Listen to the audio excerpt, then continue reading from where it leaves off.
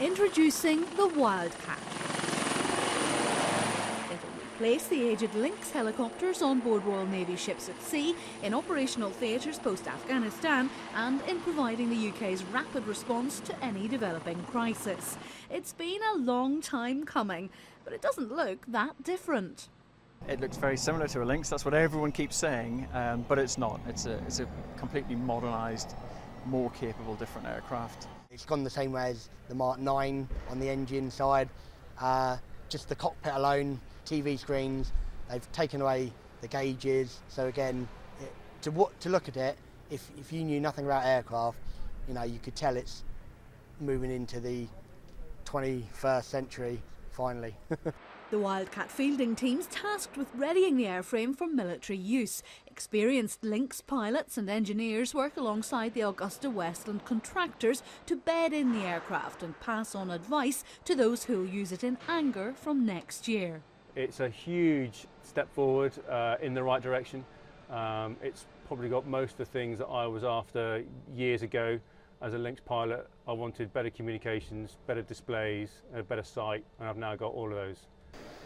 Yeah, it's going to be a nice change to work from something that's over like 20 years so old to brand new, straight off the line, so hopefully less faults. Some describe the bedding in process like getting a new high-tech phone. You know what it can do, but getting it to do it takes a bit of working out. Although this is called the Army variant, as distinct from the Wildcat, which will be based on Royal Navy ships, 847 is a Naval Air Squadron, part of Commando Helicopter Force, at readiness to embark on contingent operations. We would maybe perhaps prefer to have Royal Marines or Royal Navy down the side of the aircraft, as we did with the Lynx Mark 7s, but no, doesn't bother. Do you have to explain to people a lot? They think you're from the Army then? Or?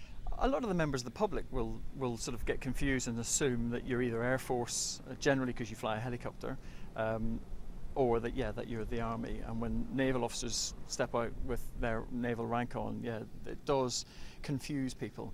But no, as long as we are providing a service and being the best that we can be, that's all that matters.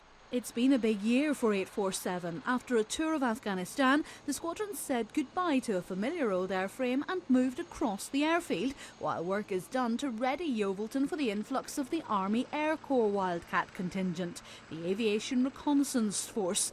This will be the hub for all the new aircraft and a total of 700 personnel. The green Wildcat won't work in exactly the same way the Lynx did. It's going to be command support, so it's limited in its ability to carry troops because of the space and the crash-worthy seats that it's now got. So it'll be more command support, liaison, maybe flying a commander or a liaison officer to command the battle from the air, that sort of role. It's equipped with the MX-15 camera system, which is more capable than the surveillance and target processor currently used in theatre. With the camera, very good camera on the nose, the maps and the TV screens that we have in here were ideally placed for indirect fires for artillery, naval gunfire, close air support. Traditionally I would have to work out where I was, where the target is, measure bearings and distances, elevations, fill out little cards on my knee, writing it all out. The aircraft does it for me. Almost to a man and woman in the 847 hangar, the team says it's proud, not unduly phased, at the responsibility of pioneering Wildcat.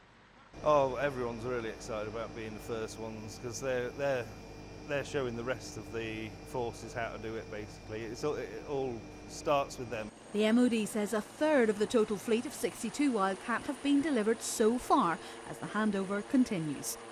Julie Knox, Forces News, Royal Naval Air Station, Yeovilton.